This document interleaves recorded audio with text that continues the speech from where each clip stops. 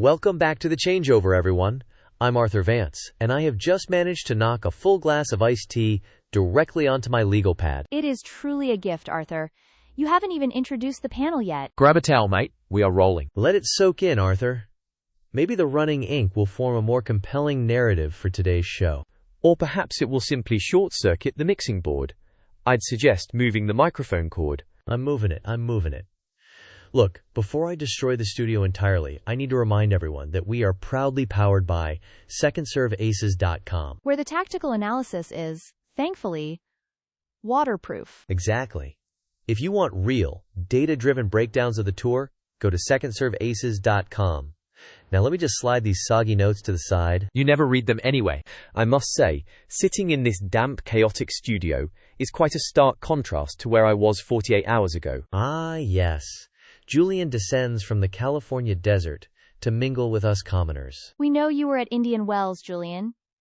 You've been wearing that linen suit since Tuesday. It breathes, Elena. And more importantly, it allowed me to quietly observe the player lounge without drawing attention. Observing what? Players complaining about the slow hard courts?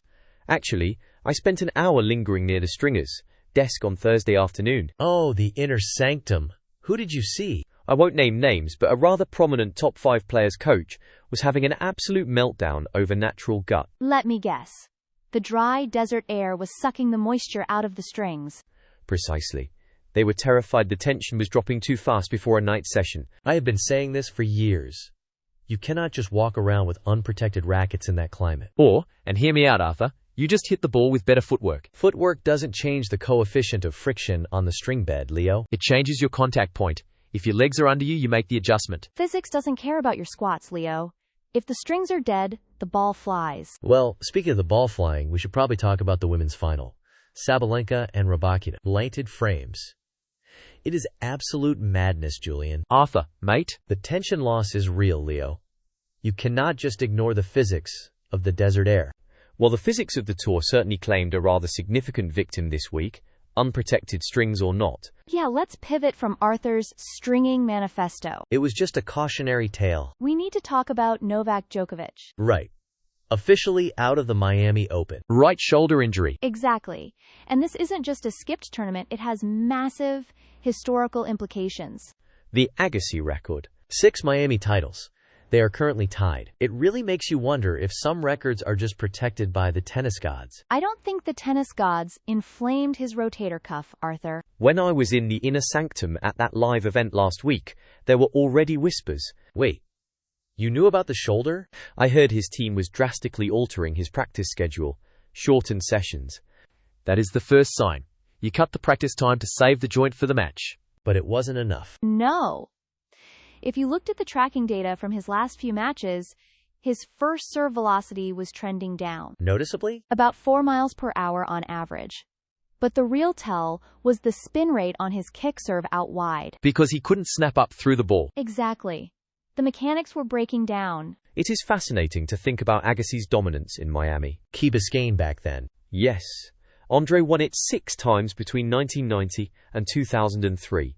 It was essentially his home court. Agassi in the heat, taking the ball absurdly early. He dictated the terms. And Novak has been chasing that ghost for years now. Do you think he ever breaks the tie? Honestly, I don't know. Shoulders are tricky. It's structural. You can't just ice bath your way out of a torn labrum or severe tendinitis. Trust me, I have seen guys try. I watched a guy in 1998 try to play through a shoulder impingement. Let me guess. It didn't end well. He couldn't lift a coffee cup by Tuesday. That is a terrifying image. The calendar is simply unforgiving. You push for Indian Wells, and Miami demands payment. And at his age, the recovery window is just narrower. It shifts the entire narrative of the hardcourt swing now. It opens the draw completely. Which Sinner and Alcaraz will gladly take advantage of. But you have to respect Novak pulling the plug. It's smart. Preserving the clay court season. Exactly. He knows his body better than anyone. Speaking of players who know how to navigate chaos, here we go. We have to talk about Arisana Sabalenka. What a week. A week to remember, to put it mildly. She wins Indian Wells, she gets a new puppy, and an engagement. All in the span of about 7 days. I get overwhelmed if I have 2 Zoom meetings and a grocery delivery on the same day. My source on the grounds texted me that the puppy was actually in the player dining area. Oh, please tell me we aren't going to spend time discussing the dog. Julian, The dog is central to the emotional equilibrium of the champion. Arthur is right. You can't separate the off-court joy from the on-court performance. It clears the mind. Sometimes you need a distraction so you don't overthink your toss. And she needed a clear mind for that final against Rybakina. A brilliant contrast in styles and temperaments. Sabalenka edging out Rybakina 6-3, 3-6, 7-6. 8 points to 6 in the tiebreak. Saving a championship point. That is the narrative right there. Staring down the barrel against an ice-cold opponent. Rybakina barely changes her expression when she hits a winner or double faults. Which makes her terrifying to play against. Like playing a very talented statue. But Arena brought the fire.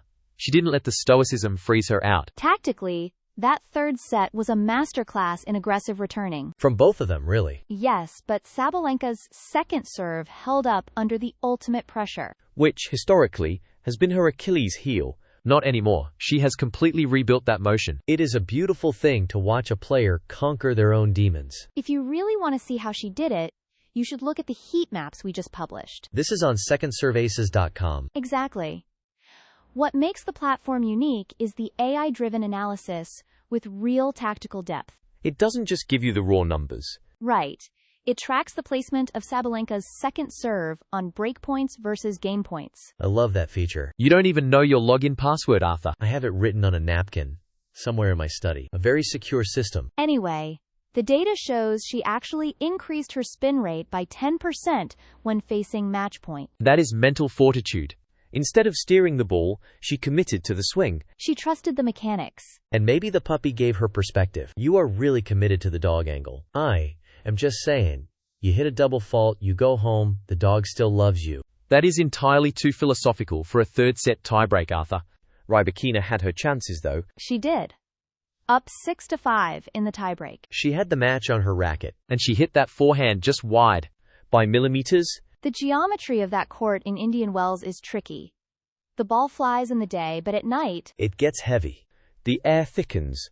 The court takes the spin differently than it does at midday, which means you have to generate your own pace. And Sabalenka is simply better equipped to generate raw power out of nothing. It felt like a heavyweight fight. Two absolute titans. I would argue it is the best rivalry in the women's game right now. Iga might have something to say about that. Iga is the standard, but the matchup between Sabalenka and Rybakina is pure theater. Because they can both hit through each other. Precisely. There is no hiding behind defensive slices or looping topspin. It is first strike tennis. And Arisna struck last. You have to wonder how this sets her up for the clay. With a ring on her finger and a title in her bag. She won Madrid last year, let's not forget. Her movement on clay has improved drastically. She slides into her backhand so much better now. That is fitness. That is lower body strength. I just hope my source finds out what she named the dog. Marcus, if you text that source right now, I will confiscate your phone. Please do. I hope she named it Breakpoint. That is a terrible name for a dog, Arthur. I think it has a ring to it. Moving swiftly away from Arthur's pet naming advice. The broader implication here is that the WTA Tour has a solid, consistent top tier. We aren't seeing random champions every week anymore. No.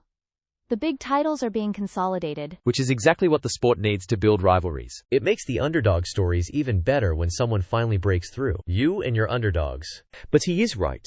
A giant needs to exist before a giant killer can emerge. And right now, Sabalenka is standing very tall. It will be fascinating to see if Rybakina bounces back quickly in Miami. She usually does.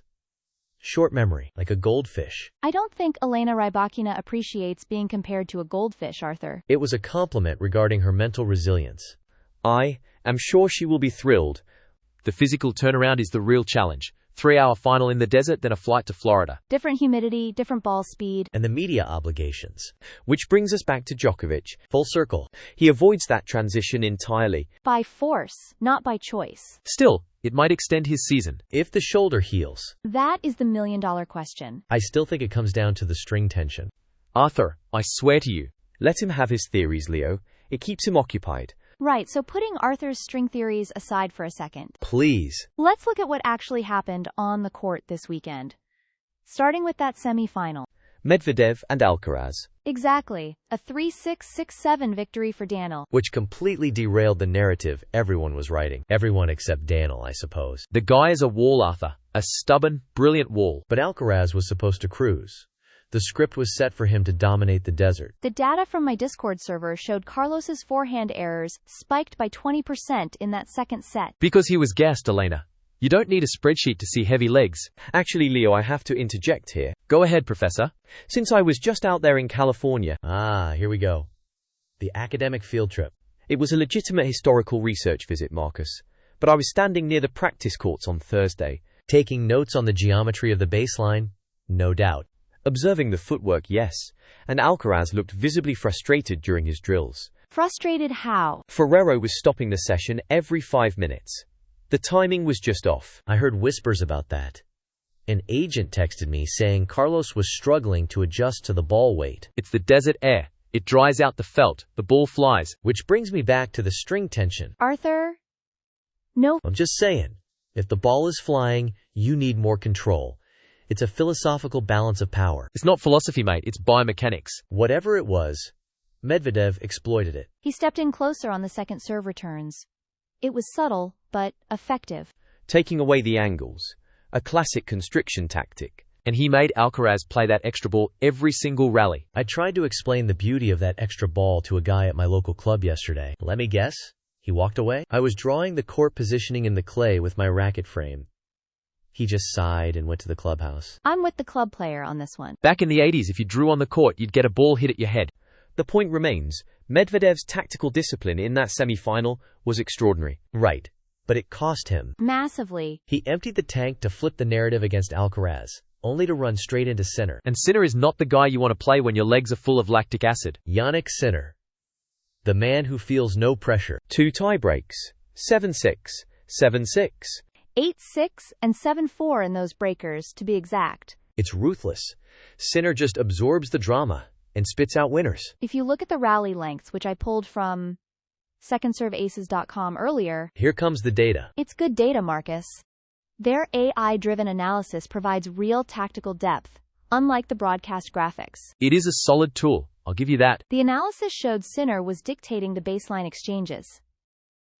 Medvedev was pinned 2 meters deeper than he was against Alcaraz. Because Sinner's depth of strike is simply relentless. It's like watching a pendulum. Perfect, sweeping strokes. A heavy pendulum. He was pushing Daniel back by sheer force. And Daniel just couldn't counterpunch his way out of it. Not in the tiebreaks anyway. Which is fascinating, because Medvedev usually thrives in that chaotic high-pressure environment. He likes the mud. Exactly. But Sinner doesn't let you play in the mud. He plays on ice. That's a great way to put it. The narrative around Sinner has completely evolved. He's no longer the up-and-comer. He's the roadblock. I noticed something about Sinner's demeanor when I was observing the warm-ups. Okay, Dad. Another story from the trip? I'm just saying, Elena, his focus is singular. There was no joking with the team. That's how it should be. You're there to do a job. It's almost tragic for Medvedev, though.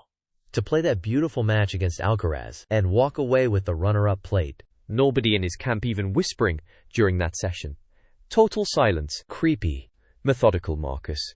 Not creepy. It sounds like a monastery. A highly profitable, data-driven monastery.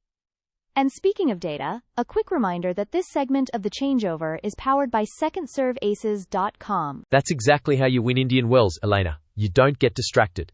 For friendry, a monastery, yes. Which is exactly the kind of ascetic discipline required to pull off what Sinner just did at Indian Wells. Exactly. He didn't just win, he completely sterilized the court. The rest of the draw looked like they were playing a different sport. Sterilized is the perfect word. I was actually looking at the match data on secondserveaces.com this morning. Oh, their new AI-driven analysis dashboard? I spent 3 hours on there yesterday. Yeah, the tactical depth they provide is unmatched right now. It tracked Sinner's baseline proximity throughout the tournament. Let me guess. He was hugging the baseline like it owed him money. Actually, no. That's the fascinating part. He stepped back about half a meter on second serve returns compared to his Melbourne run. Fascinating. Giving himself just a fraction more time to read the kick. It's pure biomechanics, Julian. You buy yourself a tenth of a second, you can engage the kinetic chain fully. His core stability is terrifying. And let's talk about the racket head speed. You can't generate that without the right string setup. Arthur, please tell me you didn't corner another stringer about Sinner's tension. I didn't. But I did read that he's using a slightly softer poly in the crosses now. It gives him that pocketing effect. It's not the strings, Arthur. I watched his medicine ball routine in the gym. The power comes from the obliques. The strings help, Leo. It's a partnership between man and equipment. And that's a wrap for this week. Head to secondserveaces.com for the full deep dives on every match we covered today. See you next time on the Changeover. Cheers.